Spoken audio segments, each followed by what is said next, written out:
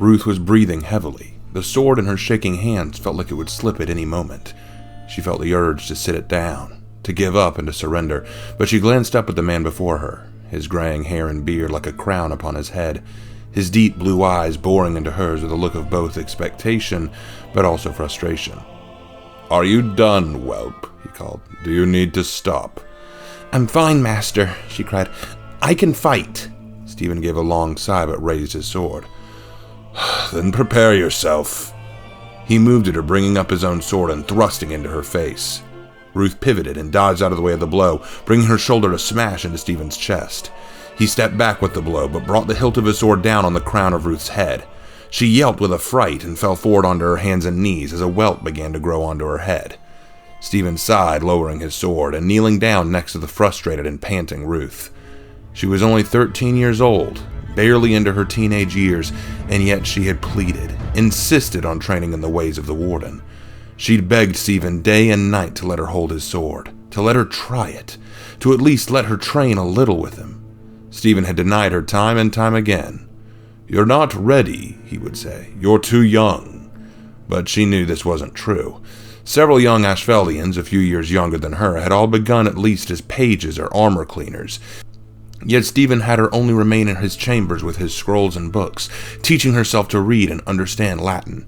It was dreadfully boring, and she was already well on her way with her reading. But after hours of coaxing, Stephen had relented and promised to at least let her try her hand at the sword. Hours later, Ruth was exhausted, and Stephen was kneeling next to her with a look of frustration. "Why do you want to learn this?" Stephen asked. "The life of a warden is a hard life. It is thankless, and you are likely to die an agonizing death at the hand of your enemies." "It is what you do," Ruth answered. "I want to be like you, Master Stephen." Stephen wrinkled his nose at that. "What I do?" Stephen whispered. "What is it that you think I do exactly?" "You fight the enemies of Ashfeld. You destroy her foes and bring justice to the heathen and the infidel," she answered, citing something she'd heard another warden say to his squire. "For that is the duty of every warden." "Wrong," Stephen answered sharply, standing up and walking away from her. "What foolishness have you gotten into your head, whelp?" But I heard Sir Peregrine say—" "Peregrine is a bolstering fool," Stephen snapped back. "Any mad idiot can kill someone on the opposite side of a battlefield. Hand a deranged lunatic a spear and point him in the direction of a foe, and he'll eventually figure out how to impale someone with it. Killing your enemy does not make you a warden. Hell, it hardly makes you a warrior. What justice is there in merely killing an enemy? What justice is there in slaying someone you've never met for reasons you don't understand?" Ruth stared at Stephen as he looked off at the sky, as if searching the sky for something. Searching but unable to find it. He lowered his eyes back to Ruth. "I fear you have the wrong stars in your eyes, child." Then what do you do, Master Stephen?" she asked. Stephen glanced at her.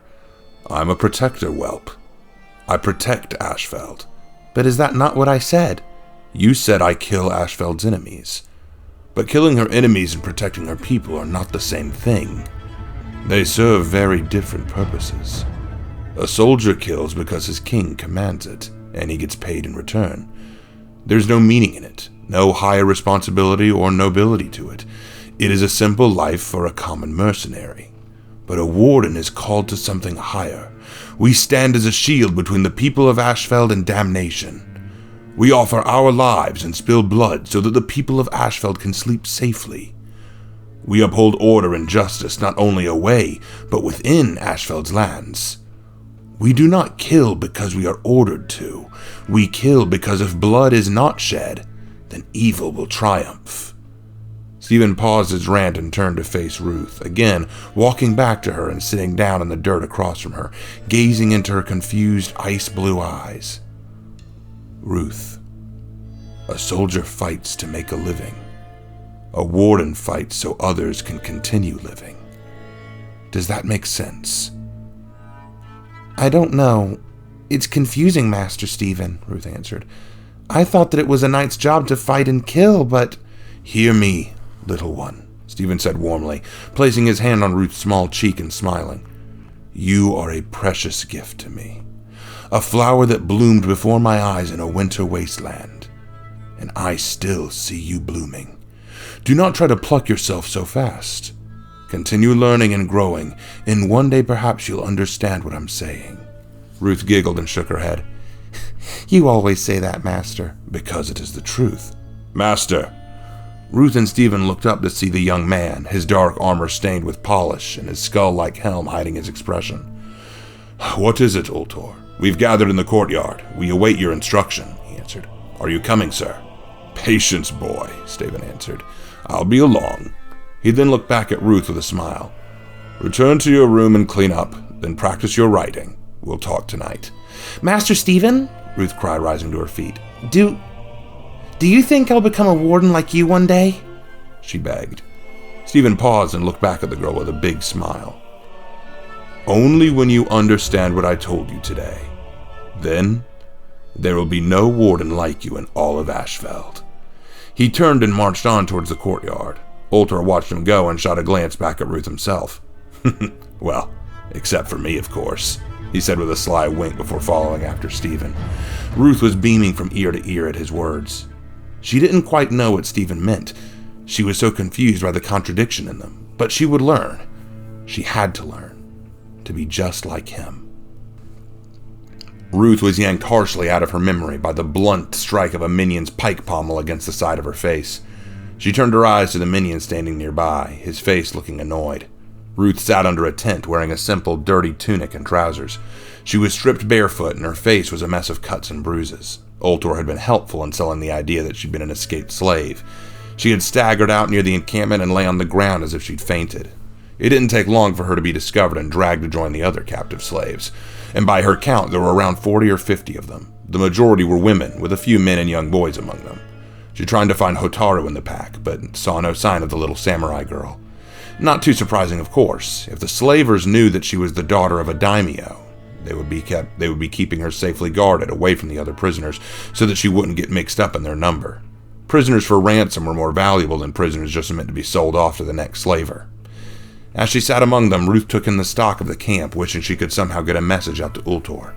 The camp was indeed well guarded. There was a warlord that stood guard by their tent, and at least 2 Shugoki that were standing and talking to each other at the far end of the campsite. There were a few berserkers. She caught at least one Orochi, and that conqueror as well. What disgusted her more was that the conqueror wasn't the only knight she'd seen. There was a warmonger among the slavers somewhere, and even what appeared to be a former warden, though she didn't know his name. But the leader of this group was a pirate named Hua Jin. She'd only stopped by once to inspect Ruth as if judging livestock for its quality. "I don't recognize her, but that hardly matters," she said. "She'll do well." Ruth had sneered at her defiantly, but did nothing. Giving away her intentions now was dangerous. She had to be patient. Before she could act, she had to verify Hotaru's location. Then she'd give Ultor the signal. But without knowing when the slaves would be moved, she couldn't know how long she had. Time was of the essence. After a full night and the better part of a day of waiting and listening to the slaves, to the guards, and to the warriors, she was beginning to get a better idea of where she stood and who these monsters were. The warlord that guarded their tent was loose-lipped, particularly when drunk. She just had to wait for him to say something she could latch on to. "I just want to go home," he'd said on the second evening of her stay. "Just want to sell this swamp princess and get paid. Then I go back to Valkenheim and leave this hellhole behind." "Swamp princess?" Ruth asked curiously. She was careful to imitate the harsh accent of Valkenheim. She was Valkenheim born, after all, and if she could convince this warlord she was from his homeland, he might be more sympathetic. The warlord, shocked that Ruth was speaking, turned his big hairy face around to look at her. "What?" he asked. "What do you mean, swamp princess?" Ruth asked. "Guess you don't know, huh? We caught us the daughter of some daimyo here in the swamp. Captain wants to sell her for money, then we move out. The only reason we're still stuck in this wet bog," the warlord answered. Ruth scoffed and shook her head. "A daimyo's daughter? You can't be serious." "I swear it by the All-Father." "No one can capture a daimyo's daughter," Ruth argued. The warlord bristled a bit and pointed further into the camp. "We got her tied up and gagged in the tent near the mess," he snapped. Ruth inhaled carefully and slowly. She was almost there, but could she push this just a little further? Could she maybe? "Incredible," she whispered. "Only a true son of the North could have done something so daring." The warlord swelled a bit at this and smirked. Truly it must have been you who caught her." "Well, yes, I suppose you could say that," he laughed. This was a lie, of course, but she needed the warlord high on himself. Get him to forget he was her guard. "Oh, I've been so longing for my home, to finally see some true Viking stock again," she cooed, sliding closer to him suggestively. The warlord beamed excitedly. "You want to see? I can show you," he offered. Ruth smiled at the drunken fool and nodded. With his hand on her shoulder, the warlord led Ruth to the mess, with a large tent placed just across from it. He opened the tent flap, allowing Ruth inside. When she entered, she beheld her. Hotaru was bound to a post in the center of the tent, her mouth gagged and her wrists strapped together. She looked up at Ruth and the warlord, and her eyes widened when she saw Ruth. "What do you think? A true warrior brings home his prize with honor," the warlord smiled, puffing out his chest. "Yes, truly, you are every bit the man I believed you to be," she turned, leaning against the warlord's chest as her hand reached down to find the dagger at his hip. "May Valhalla welcome you home." She slid the dagger deep into his middle and up into his body. He let out a soundless cry of horror as he sank to the ground. She dropped next to him and stabbed him in the back of his neck to ensure his death, before running to Hotaru, removing her gag. The child spat and looked to Ruth and then the body. "Ruth, the friend of Ultor?" she cried. "We're getting out of here," Ruth assured her. She cut the bonds but held Hotaru's arm to stop her from moving too fast. Looking around, she found a torch lit near the entrance of the tent and grabbed it. "But I can't do this alone. Time to call Ultor." She then tossed the torch at the side of the tent and watched as the hide tent began to catch fire. "Okay, run!" Ultor sat outside of the encampment on a hill. He'd watched it for the last day and a half, waiting for any change, any sign of a signal. He was getting worried. Was Ruth successful? Would she find Hotaru? He wanted to rush in and fight. Every instinct told him to get into the thick of the action, but he withheld. It would be unwise to waste this opportunity Ruth was trying to create for him. Patience was key here. Patience. Wait out this storm of anxiety. He was so focused on trying to calm his own nerves, he almost missed the column of smoke and fire that was now rising from one of the camp tents. The soldiers at the front of the camp noticed it too and tried to run inside. That was it. The distraction. The signal. Ultor drew his sword and ran down the hill towards the camp. The first guard with his back to Ultor never felt the warden's sword impale him through his back until it was too late. The second, a berserker, turned stupidly just in time for Ultor to take his head off at the neck. The fire was proving an effective distraction, as several soldiers and warriors were now running like frightened chickens, squawking and crying out for water or just for help. Ultor madly ran through them and saw the tent of slaves. He threw open the tent flap as they all screamed and cowered at the sight of the dark night with a bloody sword. "Calm yourself," he shouted.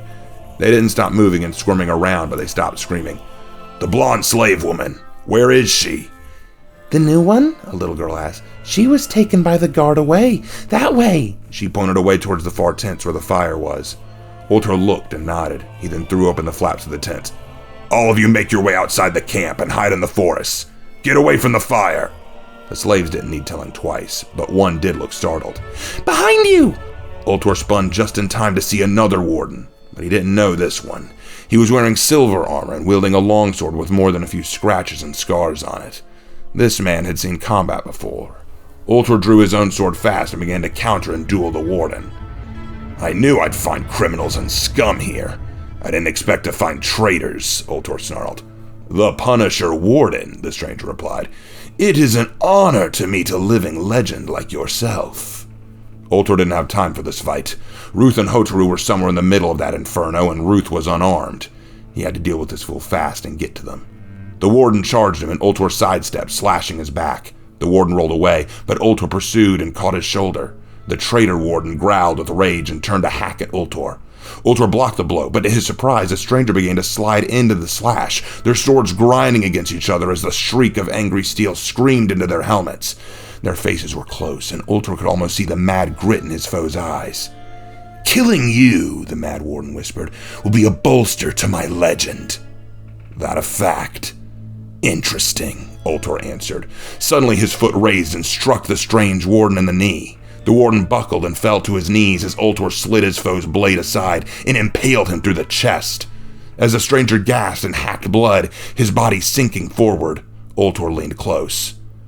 because killing you won't even be a footnote in mine." He removed his sword and ran towards the inferno. Not even caring to look back at the defeated enemy behind him. Another dead traitor among thousands. He wasn't worth remembering. Ruth hadn't expected the fire to spread so fast. She pulled Hotaru along with her through the burning tents, the smoke and smog getting thick and hard to breathe in. She wished she'd had her armor or her sword, but she didn't. Ultor had them.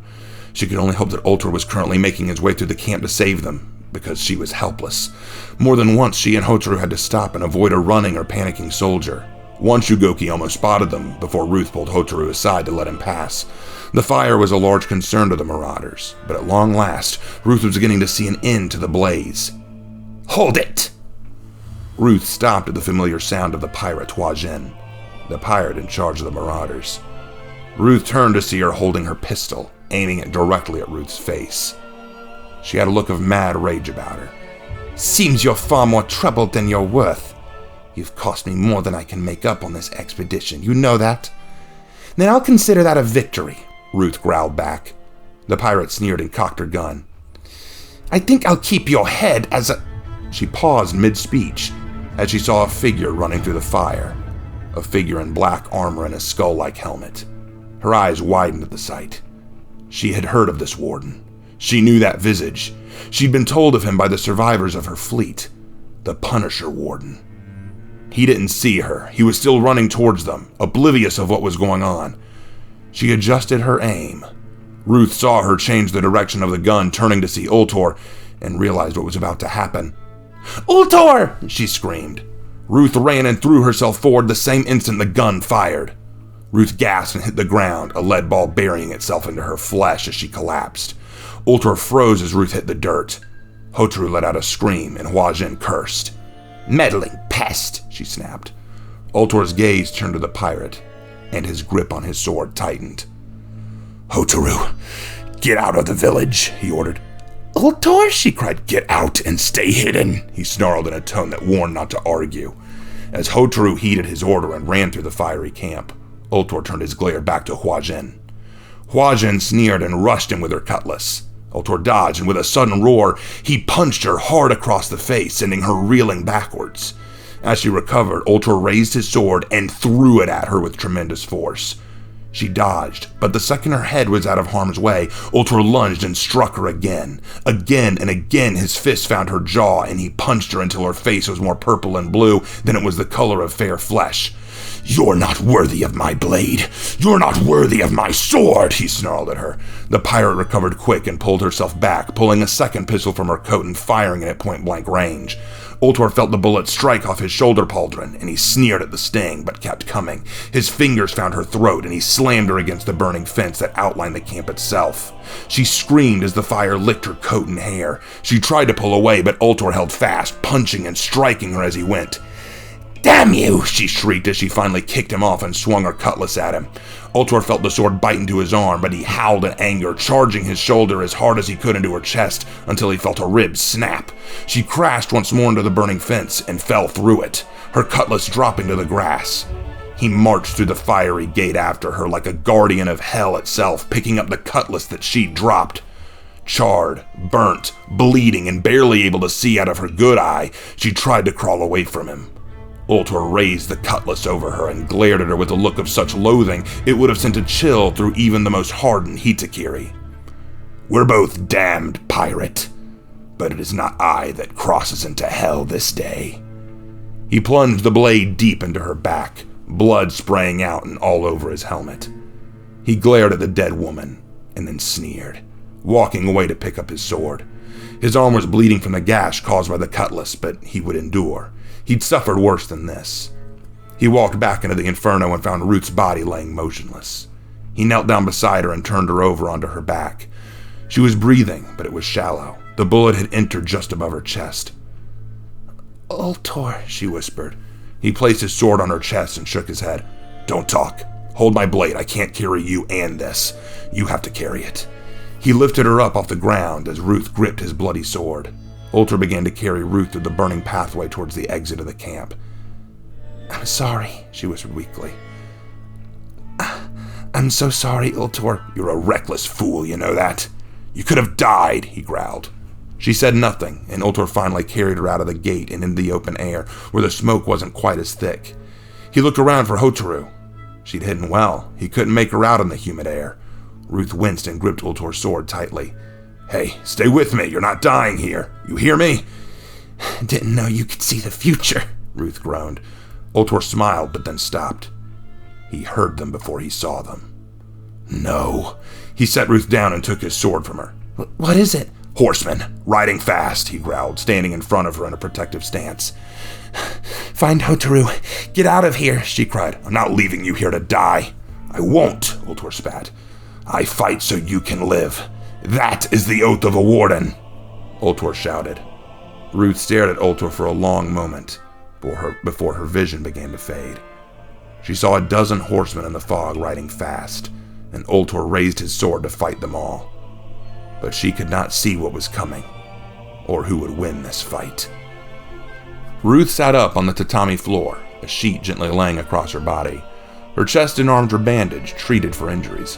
Her armor and weapon lay neatly beside her, cleaned and ready to reapply when she was well. The smell of maple trees and sakura blossoms was thick, and she inhaled it gladly. Before she could think of getting up, a figure coughed in the corner of the room. She turned and saw Ultor there. His helmet was off, and his armor, though clean, still worn around his body like his very skin. Indeed, Ruth simply couldn't imagine him outside of his armor. Do you make a habit of watching women sleep? Ruth teased. In my defense, I wasn't watching you. I was meditating, Ultor replied. If I didn't know you, I'd say you were lying, Ruth giggled. She then looked up with a sincere expression. You saved my life, Ultor. For this, I thank you. Just as you saved mine by taking that gunshot, he answered. Or even now, I think. Ruth laughed. Yes, I suppose we are. Is Hotaru glad to be home? She asked. Ultor nodded. She's sleeping in her room with her parents watching over her right now. The horsemen that had arrived were in fact the soldiers of Daimyo Shino Isakawa, Hotaru's father. He knew of the marauders and had been organizing a raiding party to attack their camp, but when they saw the fire and columns of smoke, it convinced his party that something was wrong, so they attacked early. Recognizing their emblem and colors, Hotaru had emerged from hiding to stop them from fighting and killing Ultor. She named Ultor and Ruth as her saviors, so they were rounded up and taken to Jingoku for medical treatment and rest. That had been almost 3 days ago, and Ruth had been sleeping on and off ever since. Do you know what became of the slaves? I imagine the Shingoku samurai are looking for them, but I don't know for sure, Ultor answered. Ruth nodded. And the pirate? Dead, Ultor replied simply. Ruth nodded with a smile before sitting up again and wincing. You really should rest. Take the time to heal. Ultor, what you said back there, Ruth began. It's what Stephen taught us, isn't it? Ultor answered. We don't fight to make a living. We fight so others can go on living, Ruth smiled. Ultor nodded. You asked me why I left the Order, why I saved Hotaru, and why I was so determined to protect her. I can come up with a lot of different explanations and excuses for why, but if I were to put it simply, it all goes back to that fundamental lesson. The Wardens today have forgotten it, forgotten that reality, and that's why I don't trust them anymore, why I can't stand with them. Too often I've been asked to fight an enemy because of the land they own or because of some noble's whim. But Stephen was right. There's no nobility in that. I just can't do it anymore, and after what happened in Valkenheim, I just can't bring myself to bury another dead body that I know I could have protected. I know I could have saved. That's all. I just saw Hotaru as someone I needed to protect. Because that's what a warden does. I miss him, Ruth whispered. My dream was to be just like Stephen. You are, Ultor answered.